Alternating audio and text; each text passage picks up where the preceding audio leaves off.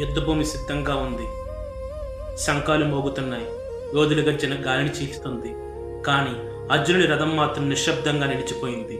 అతను కృష్ణుడి వైపు చూశాడు. ఆదేశం లేదు, హెచ్చరిక లేదు, అలానే ఉపదేశం కూడా లేదు. కృష్ణుడు మౌనంగా ఉన్నాడు. అది అర్జునుడిని మరింత కలవరపెట్టింది. ఇలాంటి సమయంలో కూడా ఆయన ఎందుకు మాట్లాడట్లేదు? నన్ను ఎందుకు ఆపడం లేదు? బలవంతంగా ఎందుకు ముందుకు నడిపించడం లేదు? కానీ శ్రీకృష్ణుడికి తెలుసు, ఇది బయట యుద్ధం కాదు, ఇది అర్జునుడి లోపల జరుగుతున్న పోరాటం. ఈ యుద్ధాన్ని ఎవరూ అతని తరపున పోరాడలేరు. శ్రీకృష్ణుడు అర్జునుడిని బలవంతంగా లేపాలనుకోలేదు. ఆయన అతనికి ఆయుధం ఇవ్వలేదు. ఆయన శక్తిని కూడా చూపించలేదు.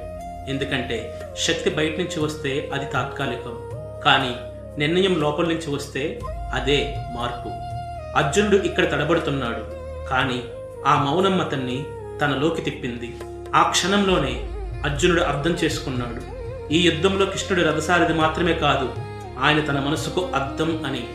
రేపటి భాగంలో ఈ మౌనం ఎలా మాటలుగా మారిందో, అవి అర్జునుడిని ఎలా మళ్ళీ నిలబెట్టాయో చూద్దాం. Stay tune.